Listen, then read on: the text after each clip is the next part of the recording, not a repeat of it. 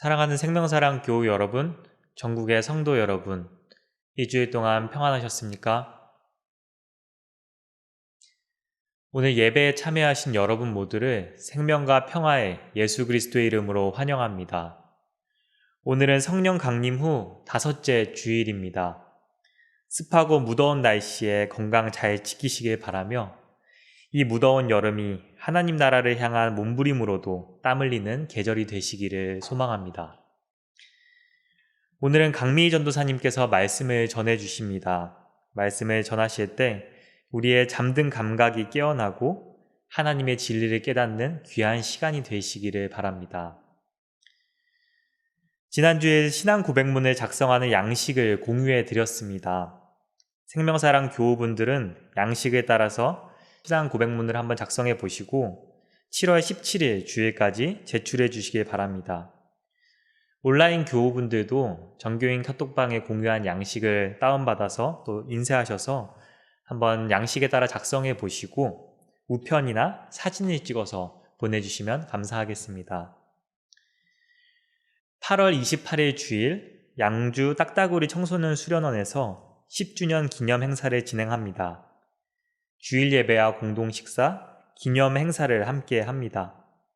생명사랑 교우분들은 또 그리고 먼 곳에 계시는 온라인 교우분들은 기억해 주시고 미리 일정을 비워두시면 감사하겠습니다.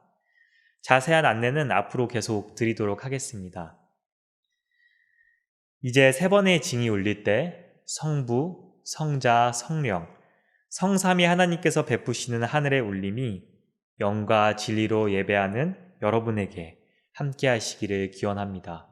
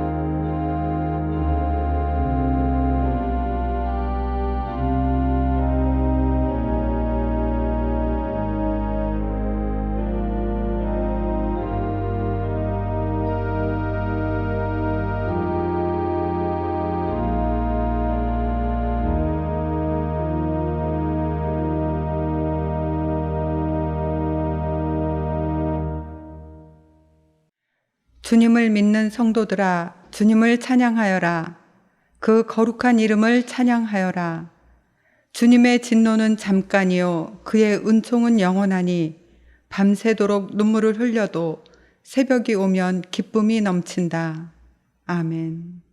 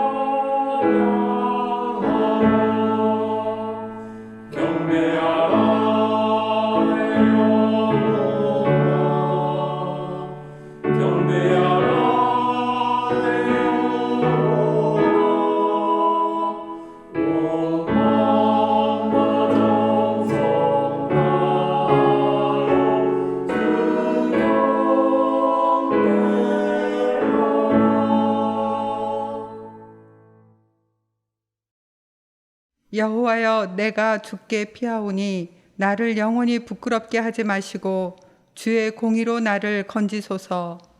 내게 귀를 기울여 속히 건지시고 내게 견고한 바위와 구원하는 산성이 되소서. 주는 나의 반석과 산성이시니 그러므로 주의 이름을 생각하셔서 나를 인도하시고 지도하소서. 그들이 나를 위하여 비밀히 친 그물에서 빼내소서. 주는 나의 산성이시니이다. 내가 나의 영을 주의 손에 부탁하나이다. 진리의 하나님 여호와여 나를 속량하셨나이다. 내가 합당한 것을 숭상하는 자들을 미워하고 여호와를 의지하나이다. 내가 주의 인자하심을 기뻐하며 즐거워할 것은 주께서 나의 고난을 보시고 환난 중에 있는 내 영혼을 아셨으며 나를 원수의 승에 가두지 아니하셨고 내 발을 넓은 곳에 세우셨음이니이다. 아멘.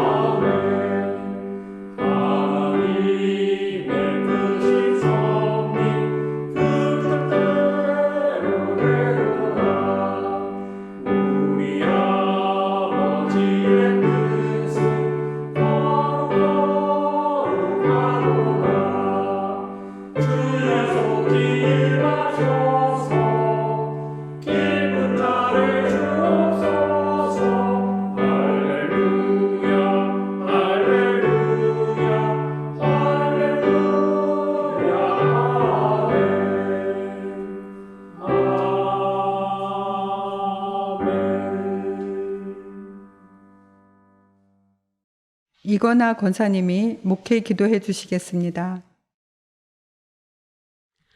알지 못한 가운데도 우리 옆에서 언제나 함께 하시고 은혜를 주시는 주님은 내 계획은 재앙이 아니고 번영이라고, 나를 찾아 기도하면 너희의 호소를 들어주겠다고, 온전한 마음으로 찾기만 하면 만나주겠다 하십니다. 우리는 세상에서 어려움을 겪을 때 하나님 찾기는 첫 번째가 아니라 첫 번째는 나의 오만함으로 스스로 해보겠다고 하고, 노력해도 되지 않으면 두 번째로 덕이 있다고 생각되는 지인에게 도움을 청하고, 그래도 안 되면 그때서야 세 번째로 주님을 찾습니다. 반복되는 우리의 회개를 받아주시고 다시금 세상살이를 할 수 있도록 사랑으로 감싸시는 주님의 은혜와 능력에 감사드립니다. 기도할 것이 많은 이때에 지구촌 어느 곳에선 전쟁으로 많은 인명이 피를 흘리며 가족을 잃고 보호받아야 할 어린이가 부모 형제를 잃었으며 죽음에 이르기도 했습니다. 그 참담한 현실 속에서 육체적, 정신적 고통의 시간을 수개월 견디고 있습니다. 그 밖에 내전 속에서 오랜 시간 참담함을 겪는 나라도 있습니다.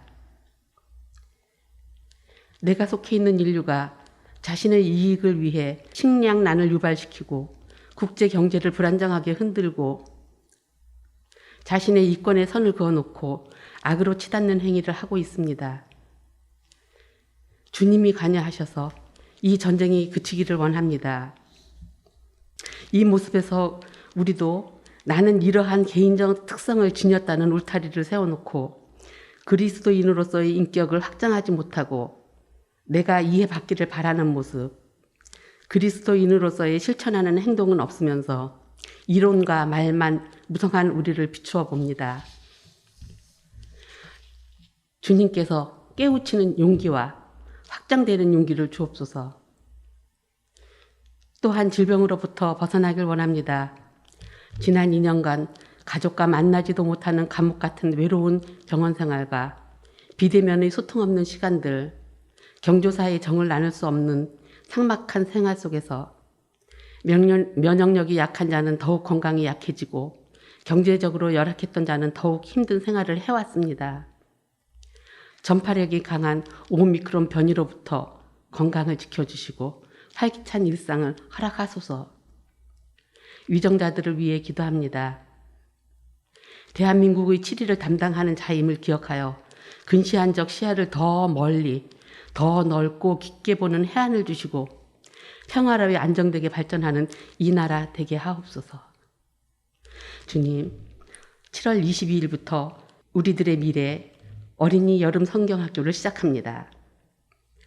특별히 배우는 여름 성경학교 기간 동안에 전도사님들 이하 애쓰시는 교사들이 지치지 않고 어린이들을 잘 이끌어가며 말씀 전하게 하시고 어린이들은 즐겁고 재미있게 주님 앞에 한 걸음 더 가까이 가는 시간이 되며 사고 없이 끝까지 잘 마치기를 기도합니다.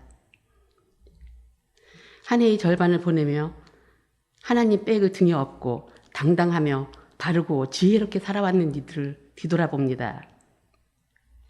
주님께서 안겨주신 기쁨은 해국집과 새 포도주가 풍성할 때 누리는 기쁨보다 크다 하셨습니다. 주님 앞에서는 언제나 회개할 것만 있지만 세상에 힘들 때도 세 번째로 주님을 찾지만 주님으로부터만 얻을 수 있는 진정한 사랑과 기쁨과 평화를 감사하며 예수 그리스도의 이름으로 기도합니다. 아멘.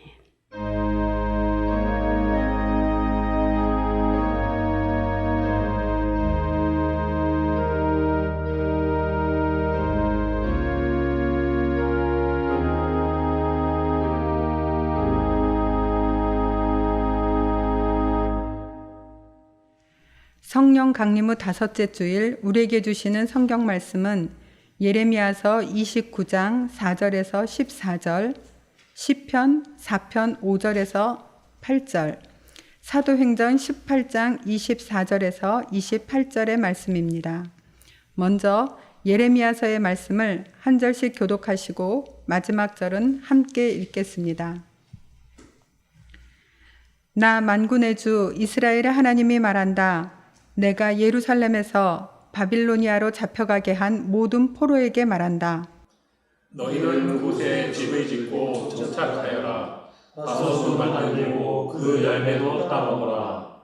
너희는 장가를 들어서 아들, 딸을 낳고 너희 아들들도 장가를 보내고 너희 딸들도 시집을 보내어 그들도 아들, 딸을 낳도록 하여라. 너희가 그곳에서 번성하여 줄어들지 않게 하여라. 또 너희는 내가 서로 잡혀가게 한 그 성읍이 평화를 누리도록 노력하고 그 성읍이 번영하도록 나주에게 기도하여라. 그 성읍이 평화돼야 너희도 평안할 것이기 때문이다. 나 만군의 주 이스라엘의 하나님이 분명히 말한다. 너희는 지금 너희 가운데 있는 예언자들에게 속지 말고 점쟁이들에게도 속지 말고 꿈쟁이들의 꿈 이야기도 고지 듣지 말아라. 그들은 단지 나의 이름을 팔아서 너희에게 거짓 예언을 하고 있을 뿐이다. 그들은 내가 보낸 자들이 아니다. 나 주의 말이다. 나 주가 분명히 말한다. 너희가 바빌로니아에서 70년을 다 채우고 나면 내가 너희를 돌아보아 너희를 이곳으로 다시 데리고 오기로 한 나의 은혜로운 약속을 너희에게 그대로 이루어 주겠다. 너희를 두고 계획하고 있는 일들은 오직 나만이 알고 있다. 내가 너희를 두고 계획하고 있는 일들은 재앙이 아니라 번영이다. 너희에게 미래에 대한 희망을 주는 것이다. 나 주의 말이다. 너희가 나를 부르고 나에게 와서 기도하면 내가 너희의 호소를 들어주겠다. 너희가 나를 찾으면 나를 만날 것이다. 너희가 온전한 마음으로 나를 찾기만 하면 다 같이 내가 너희를 만나주겠다. 나 주의 말이다. 내가 너희를 포로 생활에서 돌아오게 하겠다. 내가 너희를 쫓아 보냈던 세상의 모든 나라, 모든 지역에서 너희를 모아오겠다. 내가 너희를 포로로 보냈으나 나는 너희를 그곳에서 너희의 고향으로 다시 데려오겠다. 나 주의 말이다. 다음은 시편 4편 5절에서 8절 말씀입니다. 한 절씩 교독하시겠습니다. 올바른 제사를 드리고 주님을 의지하여라. 주님, 우리에게 큰 복을 내려 주십시오. 누가 우리에게 좋은 일을 보여줄 수 있을까 하며 불평하는 사람이 많이 있으리라. 그러나 주님의 환한 얼굴을 우리에게 비춰 주십시오.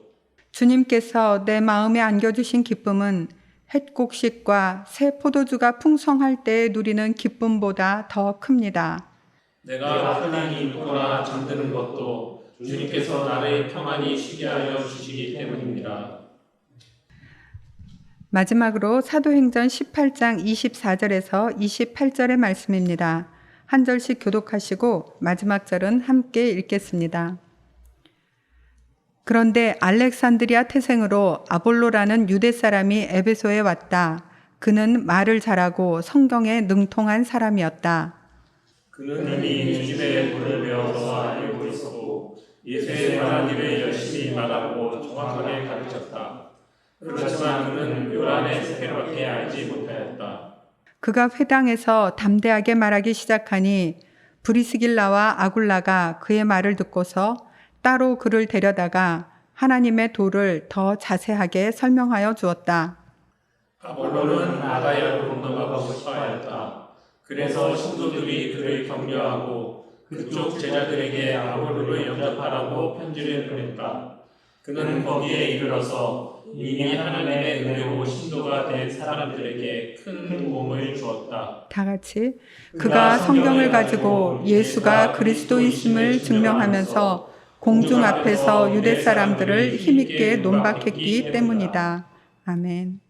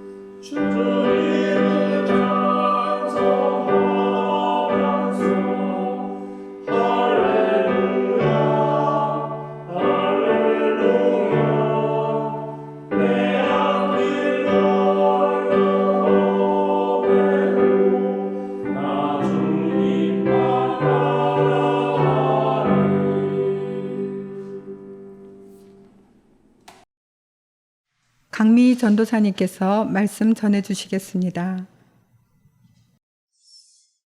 유퀴즈라는 한 프로그램이 있습니다. 지금 이 프로그램은 하나의 주제를 가지고 그 주제에 맞는 몇 명을 초대하여 그들의 이야기와 삶을 듣는 방식으로 진행하고 있지만, 이 프로그램의 시작은 2명의 MC가 돌아다니면서 만나는 사람들과 인터뷰하며 서로 대화하는 형식으로 진행이 되었었습니다. 이 프로그램의 초창기에 유명한 명언을 남긴 초등학생이 있었는데요. 이 MC 중 한 명이 잔소리와 조언의 차이가 뭐냐고 물었더니, 잔소리는 왠지 모르게 기분 나쁜데 충고는 더 기분 나빠요 라고 아주 유명한 말을 남겼습니다. 어느 시대를 불문하고 충고나 조언을 기쁜 마음으로 받아들이기는 힘든 것 같습니다. 예레미야라는 예언자도 이런 불편한 소리를 열심히 전하던 사람이었습니다. 그렇기에 사람에게 환영받던 예언자는 아니었죠. 왜냐하면 그는 사람들이 듣고 싶어하는 말을 해주는 자가 아닌 하나님의 말을 전하는 예언자였기에 당시 사회에 불편하고 쓴소리를 많이 하는 사람이었기 때문입니다. 사람들은 자신들에게 쓴소리하는 예레미야를 비웃었고 그의 말을 귀 기울여 듣지 않았고 멀리하였습니다. 하지만 하나님은 이런 예레미야를 통해 사람들에게 계속 자기 뜻을 밝히셨고 반복해서 예레미야를 통해 사람들에게 말씀하셨습니다.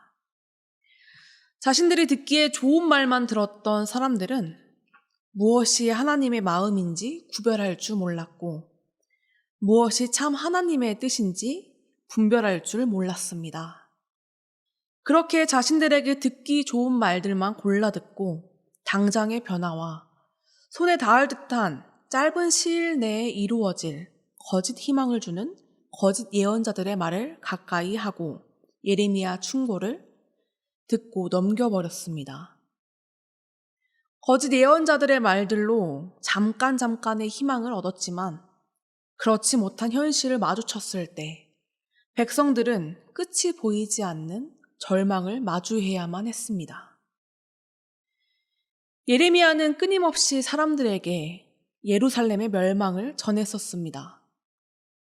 결국 사람들은 바빌로니아로 끌려가게 됩니다. 오늘 우리가 함께 읽은 예레미야서 본문은 기원전 6세기경 바빌로니아의 포로로 끌려간 이스라엘 백성들에게 전하는 예레미야의 편지입니다. 이미 사람들은 포로로 끌려간 상황이었고 포로로 끌려간 이들은 왕과 왕후, 궁중관리자, 고관들과 기능공, 토공들이었습니다. 강대국의 포로로 끌려간 이스라엘 백성들은 절망과 희망을 잃어버린 듯한 심정으로 하루하루를 살아갔을 것입니다.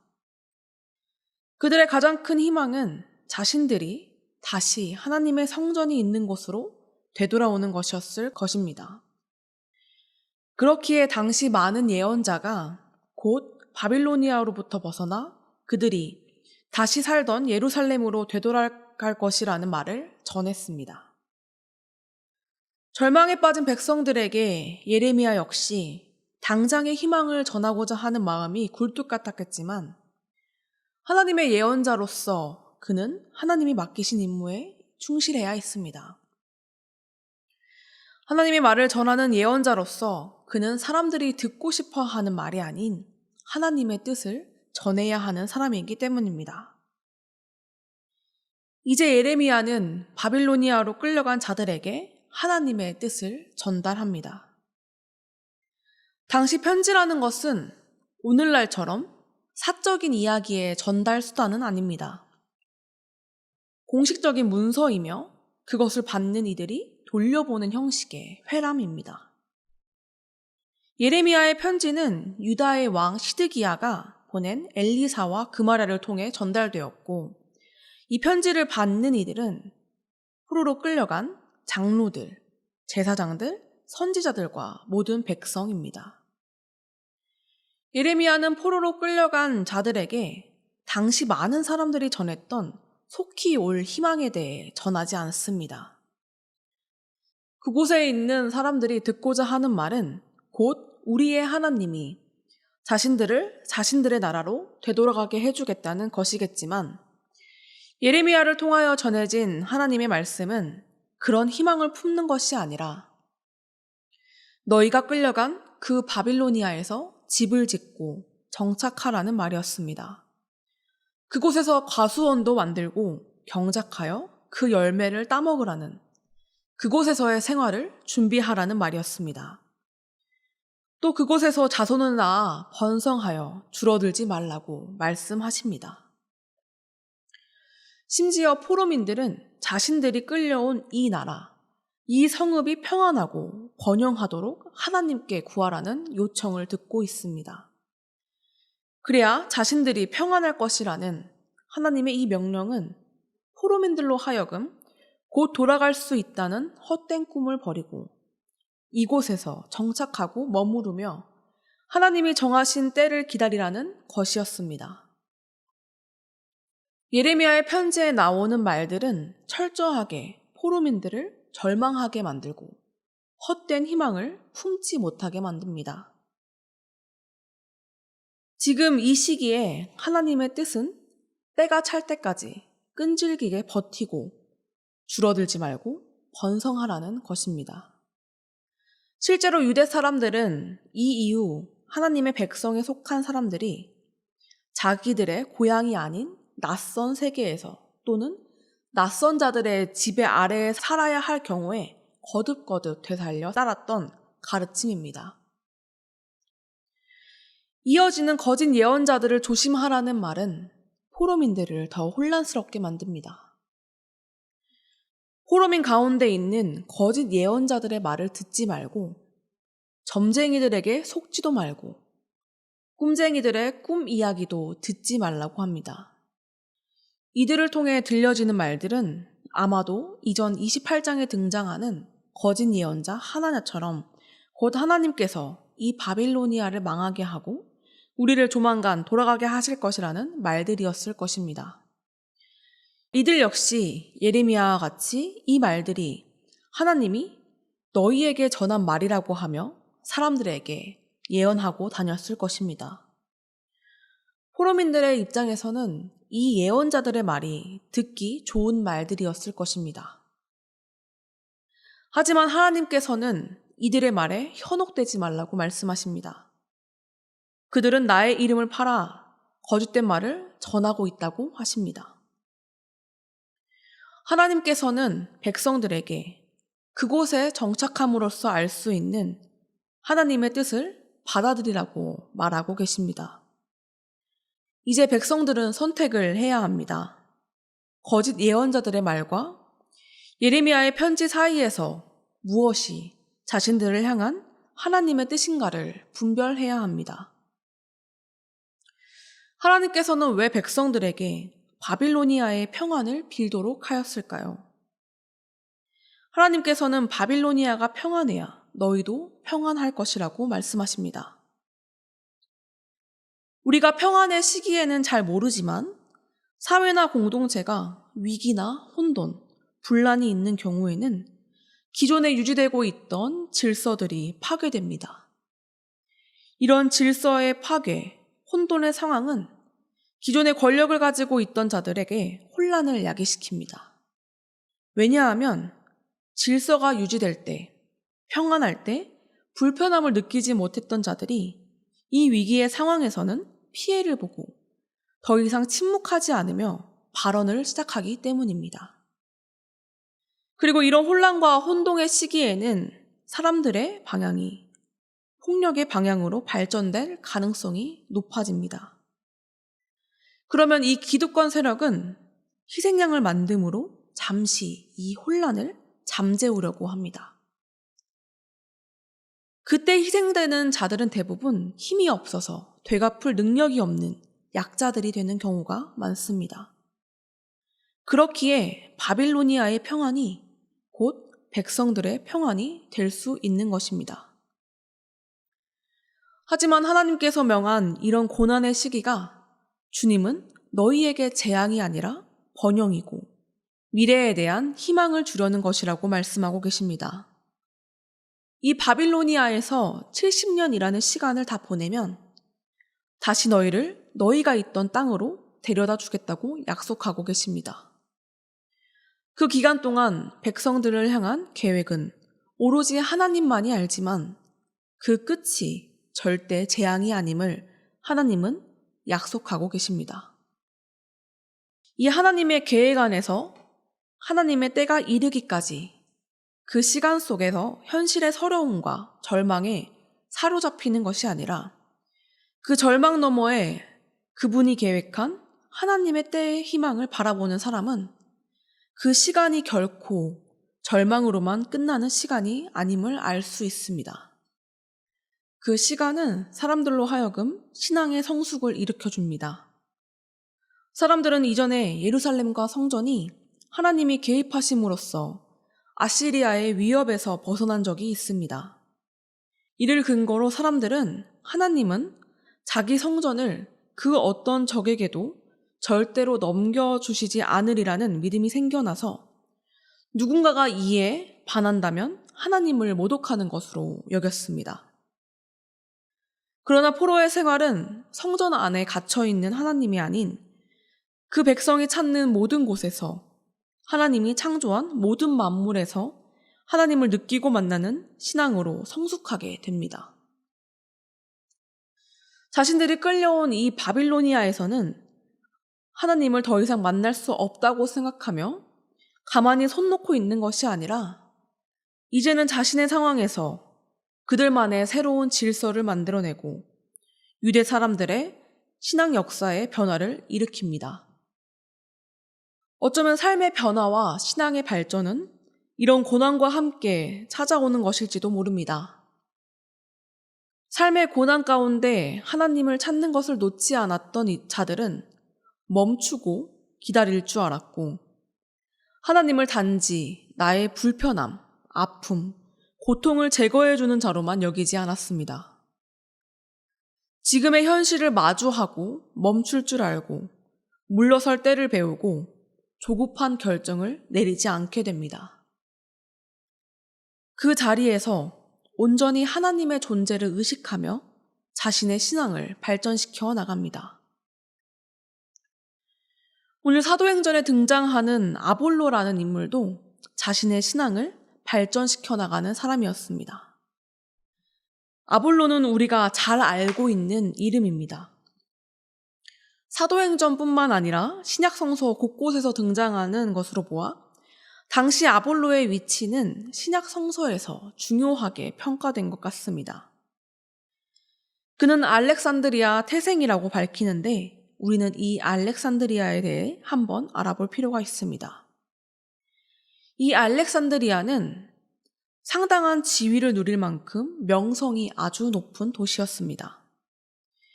유대교 철학자인 필로의 고향이며 오리겐과 같은 초대 교회 교부들의 성서 해석 방법론인 알레고리의 본산지이고 클레오파트라와 로마의 격전이 있었던 최후의 유산을 간직한 곳이기도 합니다.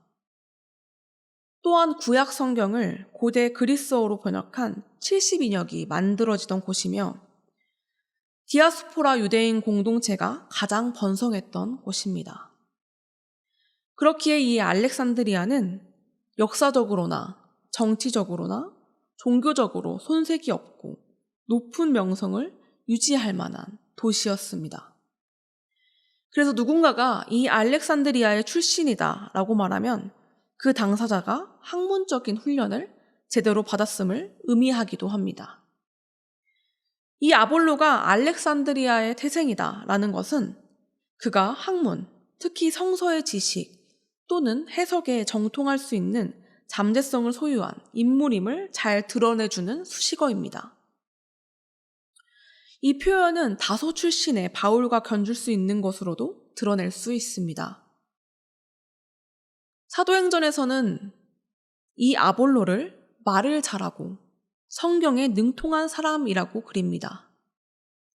또한 그는 이미 주님의 도를 배워서 잘 알고 있었고 예수에 관한 일을 열심히 말하고 정확하게 가르친다고 말합니다.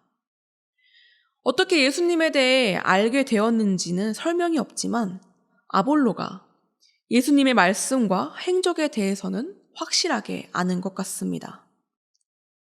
그러나 그는 요한의 세례만 아는 자라고 말합니다. 요한의 제자들 가운데 그리스도교로 개종한 이들도 있었는데 그도 그 부류에 속한 사람으로 추정됩니다. 그는 유대교 회당에서 자신이 알고 있는 도에 대해서 이야기를 했을 거고 바울의 동료들 역시 이 회당에 있었을 것입니다. 그중 브리스길라와 아굴라가 아볼로의 말을 듣고서 그를 따라가 자신들이 더 알고 있는 아볼로가 아직 알지 못하는 것에 대해 더 알려줍니다. 아볼로는 요한의 세례만 알았던 자이기에 성령 세례와 성령이 하나님의 구원 계획 성취를 위해 행하는 역할에 관한 것들은 알지 못했을 것입니다. 또한 그는 교회 공동체 구성원들의 성령의 체험을 알지 못했을 것입니다. 브리스길라와 아굴라를 통해 하나님의 도에 대해 더 자세하게 설명을 들은 아볼로는 이 둘을 만나기 전보다 더 발전된 주님의 도를 알게 되었을 거고 그를 통해 자기 삶을 한층 더 진보시켰을 것입니다. 이제 그가 다음으로 가고자 하는 아가야에서의 그의 주님의 도에 대한 가르침은 브리스길라와 아굴라를 만나기 전 에베소 회당에서 전했던 것보다는 더 발전된 상태로 많은 사람 앞에서 그리고 유대 사람들과 논쟁하며 예수가 진정한 그리스도이심을 증명하였을 것입니다. 오늘 시편 기자는 고난과 분노의 때에 올바른 제사를 드리고 주님을 의지하라고 말합니다. 주님께서는 주님께 헌신하는 사람을 각별히 돌봐주심을, 주님을 찾는 자들을 기억하십니다. 우리의 하나님은 분노 가운데 죄를 짓는 것을 원하시지 않고 고난 가운데 하나님의 뜻이 어디에 있는지를 찾는 자를 기억해 주십니다. 우리가 고난 가운데서 불평하고 절망에 빠져 있겠지만 주님께 올바른 제사를 드리고 주님을 의지하는 사람은 주님께서 그 마음에 안겨주신 그 기쁨은 풍요를 누리는 기쁨보다 더 클 것이고 내가 눕거나 잠드는 모든 순간에도 주님께서는 나를 평안히 쉬게 해주실 것입니다. 사랑하는 생명사랑교우 여러분, 여러분의 고난 가운데 절망에 매몰되지 마시기 바랍니다. 그 절망의 너머에 희망을 바라보시기 바랍니다. 그 절망 가운데 우리에게 알려주시는 주님의 뜻을 잘 찾고 분별하시기 바랍니다. 당장의 해결을 이야기하는 거짓 예언자들의 말에 속지 마시기 바랍니다. 하나님의 때를 기다리고 주님을 찾는 자들이 되시기 바랍니다. 모든 삶의 순간에서 우리의 신앙을 발전시키고 참된 그리스도인으로 매일을 살아가며 우리가 주님과 함께 만들어간 우리의 신앙을 더 발전된 모습으로 우리의 자손들에게 물려주기를 간절히 소망합니다. 기도하겠습니다. 하나님, 우리가 하나님을 단지 우리의 위로의 대상, 나의 불편함을 해소해 주는 자로 여기지 않게 도와주십시오. 하나님의 계획을 믿고 고난 가운데서도 주님을 만날 수 있는 자가 되게 하여 주십시오. 하나님께서 우리에게 계획하신 모든 것들이 재앙이 아님을, 미래에 대한 희망이고 우리의 믿음의 성장임을 알게 하여 주십시오. 그리고 우리가 주님의 도를 전할 힘이 생긴다면 그 매일의 신앙은 나의 잘남으로 머물러 있는 것이 아니라 겸손히 우리의 신앙을 발전시켜 나갈 수 있도록 해주십시오. 모든 때의 아름다움을 알게 하여 주시는 예수 그리스도의 이름으로 기도드립니다. 아멘.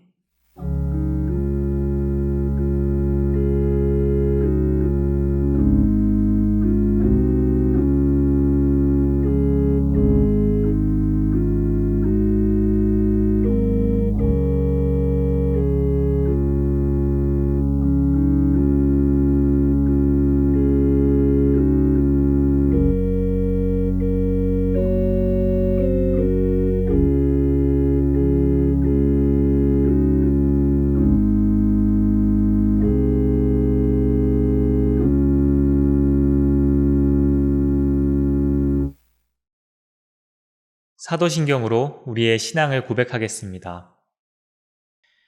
나는 전능하신 아버지 하나님, 천지의 창조주를 믿습니다. 나는 그의 유일하신 아들, 우리 주 예수 그리스도를 믿습니다. 그는 성령으로 잉태되어 동정녀 마리아에게서 나시고 본디오 빌라도에게 고난을 받아 십자가에 못 박혀 죽으시고 장사된 지 4일 만에 죽은 자 가운데서 다시 살아나셨으며 하늘에 오르시어 전능하신 아버지 하나님 우편에 앉아 계시다가 거기로부터 살아있는 자와 죽은 자를 심판하러 오십니다. 나는 성령을 믿으며 거룩한 공교회와 성도의 교제와 죄를 용서받는 것과 몸의 부활과 영생을 믿습니다. 아멘. 보냄 찬송 384장 나의 갈 길 다가도록 함께 찬양하겠습니다.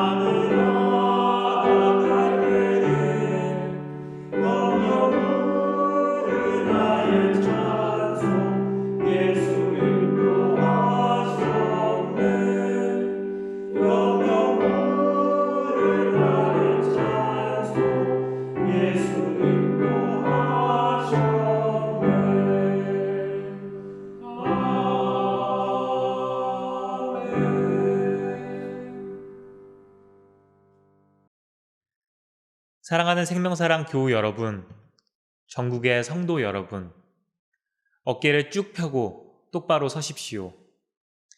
세상으로 당당하게 그리고 힘차게 걸어 나아가십시오. 자유인으로 사십시오.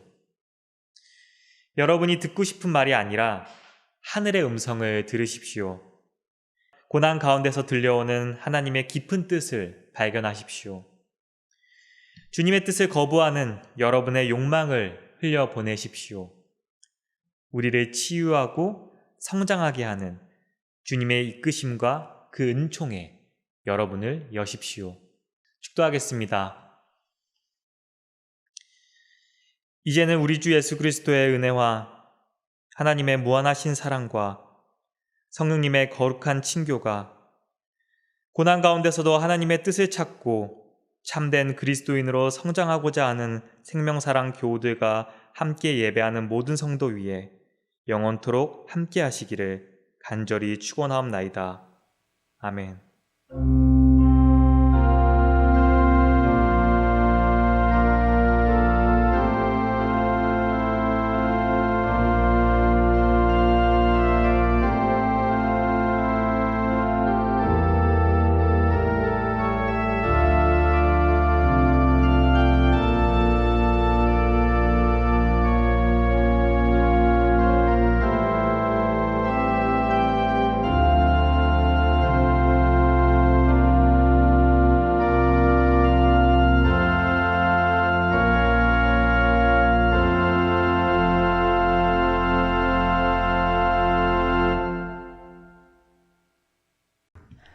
알림과 사귐 시간입니다. 오늘은 성령 강림 후 5째 주일입니다. 강미 전도사님께서 설교해 주셨습니다. 오늘 오후 2시 30분 청년 독서 모임이 있습니다. 책은 다름과 어울림입니다. 유치부와 어린이부가 우리를 회복시키시는 하나님이라는 주제로 여름 성경학교를 진행합니다. 7월 22일에서 23일 교회에서 1박 2일 동안 활동을 함께하고 7월 24일, 31일, 8월 7일 3번의 주일에 성경학교 주제로 교육을 진행합니다. 함께 기도해 주시기 바랍니다. 권사회에서 주관하는 화요 기도 모임에서 중보기도 제목을 받습니다. 함께 나누고 싶은 기도가 있으신 분들은 교육실이나 권사 회장님이신 김영자 권사님에게 보내주시기 바랍니다. 창립 10주년을 맞아 생명사랑교회 신앙 고백문을 만듭니다. 교우들의 다양한 신앙 고백문을 모아 하나의 신앙 고백을 만드는 작업입니다. 작성을 도울 수 있는 신앙 고백문 양식을 지난주에 나눠드렸고 또 단체 카톡방에 올려드렸습니다. 모든 분들이 본인들의 신앙 고백문을 만들어 보시고 그것들을 모아 우리 교회의 신앙 고백을 함께 만들도록 하겠습니다. 7월 17일까지 정현주 집사님에게 제출해 주시면 됩니다. 창립 10주년 기념 행사로 사진전을 준비 중입니다. 생명사랑교회 지난 추억을 담은 사진을 가지고 계신 분들은 담당자 최경숙 장로에게 보내주시기 바랍니다.